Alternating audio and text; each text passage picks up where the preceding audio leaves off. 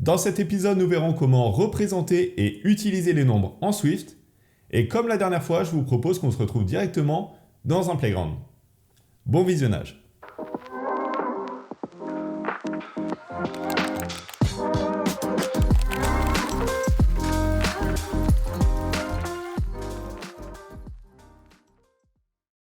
En Swift, il existe plusieurs types pour représenter les nombres. On va se concentrer sur les deux principaux, les integers, qu'on appellera int, qui nous permettent de représenter les nombres entiers, que ce soit positif, négatif ou 0. Mais aussi les doubles, pour représenter les nombres décimaux, positifs ou négatifs.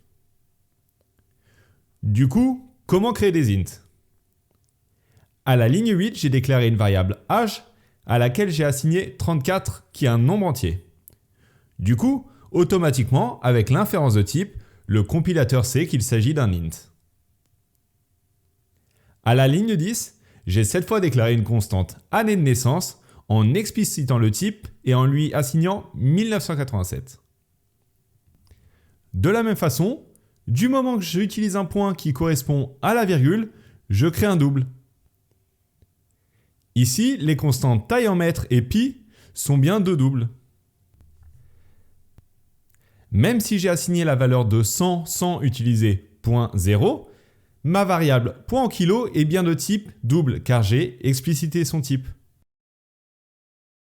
Vous pouvez, si vous le souhaitez, formater un long nombre grâce au tiré du bas.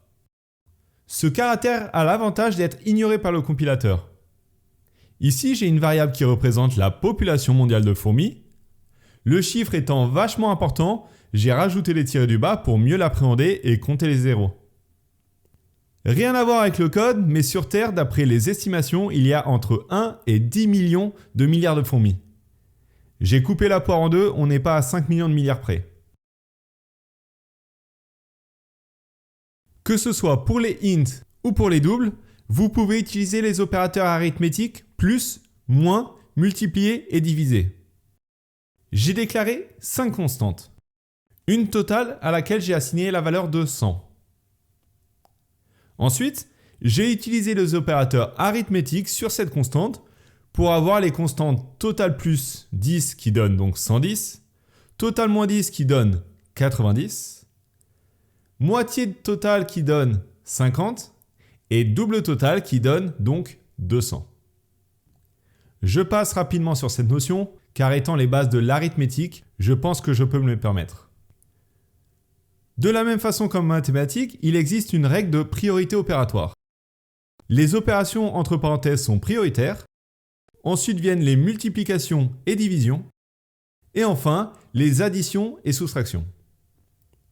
Ici, on effectue d'abord l'opération 1 plus 1 qui se trouve en parenthèse, qui nous donne 2, puis on effectue la multiplication par 2 qui nous donne 4, et enfin on rajoute le 1 pour obtenir une valeur finale de 5. On va voir maintenant comment modifier et mettre à jour une variable. Encore une fois, le fonctionnement étant le même pour les int ou pour les doubles, je vais utiliser dans mon exemple un int. Je déclare une variable totale à laquelle j'assigne la valeur de 100.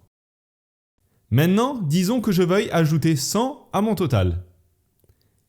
Si j'appelle ma variable et que je lui assigne 200, j'ai bien ajouté 100. Mais maintenant, si je change la valeur que j'assigne au départ à total et que je mets 50, à la ligne 10, j'ai toujours 200. Je n'ai donc pas vraiment ajouté 100 à total. Pour ça, vous pouvez directement assigner à total sa valeur plus 100. Et maintenant, peu importe la valeur de total, on ajoute bien 100. Cette syntaxe marche, mais il en existe une raccourcie pour éviter de répéter total est égal à total plus 100. Pour ça, on utilise les opérateurs composés. Les opérateurs composés sont en fait un opérateur arithmétique suivi d'un égal, car il effectue d'abord l'opération puis assigne la valeur. À la ligne 14, j'ajoute 100 à total pour maintenant avoir 300 grâce à l'opérateur plus égal. À la ligne 16, cette fois je soustrais 100 grâce à l'opérateur moins égal pour que maintenant la valeur de mon total soit de 200. Ensuite, Je multiplie mon total par 5 avec l'opérateur fois égal pour avoir un total de 1000. Pour finir, je divise mon total par 2 grâce à l'opérateur diviser égal. Et maintenant, si je lance la compilation de mon code, on voit bien que mon total a évolué au gré de mes opérations pour au final avoir la valeur de 500. Chose importante, il faut que je vous parle de la différence entre les int et les doubles. Depuis le début de la vidéo, tous les opérateurs s'appliquent aussi bien sur les int que sur les doubles. Mais par contre, je n'ai jamais essayé de les mélanger entre eux. Les int et les doubles, même si ce sont des nombres, sont deux types totalement différents, donc vous ne pouvez pas les interchanger comme vous le voulez. Il y a deux raisons à ça. La première, elle est logique, ça permet qu'un double soit par erreur assigné à une variable qui est un int. Par exemple, dans l'épisode 4 sur les types, on avait notre variable nombre de likes pour une vidéo YouTube qui était de type int, comme c'est vous qui likez. Vous ne pouvez pas par la suite faire une erreur dans votre code et demander à votre compilateur d'ajouter 1.4 à nombre de likes. Car, on l'a dit, les nombres de likes, ce sont des personnes derrière, il ne peut pas y avoir 1.4 personnes. Ensuite, il existe une deuxième raison un petit peu plus complexe, car il s'agit d'une contrainte matérielle qui joue sur la précision. Quand je parle de précision, je fais référence à la capacité de votre machine à gérer les nombres après la virgule. Vous le savez peut-être, mais les données sont stockées en binaire sur votre machine, c'est-à-dire grâce à des 0 et des 1. Utiliser des nombres entiers, des int, ne pose donc pas de problème, car la conversion entre le binaire et la base de 10 se fait sans souci. Quand on utilise des int, nous sommes donc sûrs à 100% que nos données sont fiables. Maintenant, pour les doubles, ce n'est pas la même chose. Ça s'explique par le fait que les chiffres après la virgule ne peuvent tout simplement pas forcément se convertir précisément dans le système binaire. Par exemple, à la ligne 7, j'ai l'opération 0.2 plus 0.1. Avec notre base 10, on aurait comme résultat 0.3. Mais maintenant, si je lance la compilation du code, on voit qu'avec le binaire utilisé par notre machine, qu'à la sortie, j'ai 0.300000, etc. 4. Lors de l'opération, un petit décalage s'est créé causé par les arrondis lors de la conversion par la machine en binaire. Alors, on est d'accord que ce n'est pas une énorme différence, mais ça rend donc les doubles pas précis à 100% comme les int, et c'est une raison suffisante pour ne pas les mélanger. Vous n'êtes pas obligé de savoir compter en binaire pour devenir développeur, mais si vous êtes curieux, je vous mets un lien en description. Du coup, maintenant que vous avez compris qu'on ne peut pas mélanger les doubles et les int, on va voir différents cas d'opération. À la ligne 9, on a deux constantes de type int, avec une la valeur de 10 et l'autre 3. J'assigne à ma constante division int la valeur de la division de mes deux premières constantes. Dans la barre de résultats, on voit que la valeur de ma constante est de 3. Et si je regarde le titre de ma constante, je vois effectivement qu'il s'agit d'un int. Comme les deux opérandes sont des int, la variable division int le devient aussi. Même chose pour les doubles. Ici, on a bien dans la barre de résultats 3.333333333 comme attendu, car division double est de type double, comme les deux opérandes dont elle est le fruit. Maintenant, prenons un dernier exemple inspiré de ma chaîne YouTube. J'ai deux variables, nombre de vues qui représente le nombre total des vues sur ma chaîne et le nombre de vidéos que j'ai publiées.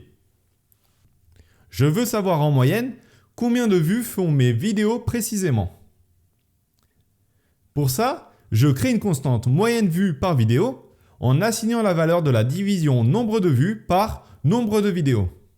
J'obtiens donc 108 car ma constante moyenne vue par vidéo est de type int, étant le fruit d'une opération entre deux opérandes de type int. Dans mon cas, comme je l'ai dit, je veux que ce soit précis et obtenir les chiffres après la virgule. Je peux donc essayer d'expliciter le type de la constante en mettant deux points doubles. Là, j'ai le message d'erreur comme quoi je ne peux pas convertir une variable de type int en double. Effectivement, rappelez-vous dans l'épisode sur les types, il s'agit de la sûreté d'autotypage. Du coup, je pourrais pourquoi pas rajouter .0 à la suite de mes deux variables pour les convertir en double. Mon code compile maintenant sans problème, mais je vous le dis tout de suite, je n'ai pas eu la bonne approche. J'ai pris mon problème dans le mauvais sens. Il faut toujours se rappeler qu'est-ce qu'on cherche à représenter. Ce n'est pas logique de dire que mon nombre de vues ou nombre de vidéos puisse être un nombre à virgule, et ça peut créer un problème plus tard si je rajoute par exemple 1.3 vidéos dans mon code. La sûreté de typage ne sera plus là pour faire son travail, il faut donc que mes deux constantes restent de type int. Parfois, le compilateur vous propose une solution pour résoudre votre erreur. Ici, il me propose de convertir mon expression en double. Je vais accepter sa solution et cliquer sur Fix. Alors effectivement, je n'ai maintenant plus de message d'erreur car j'ai bien converti le résultat de l'opération en double. Ce qu'il faut savoir, c'est que le compilateur vous propose des solutions, mais elles ne sont pas toujours les bonnes. Il faut donc les prendre avec des pincettes. Effectivement, si on regarde ici, dans ma barre de résultats, j'ai toujours la valeur de 108, car j'ai converti après que l'opération se fasse. Je peux donc, au lieu de convertir mon résultat, directement convertir mes valeurs dans l'expression. Ici, je veux convertir mes constantes nombre de vues et nombre de vidéos.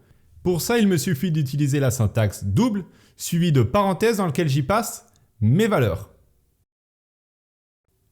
Ça y est, j'obtiens enfin ce que je voulais, c'est-à-dire 108,6.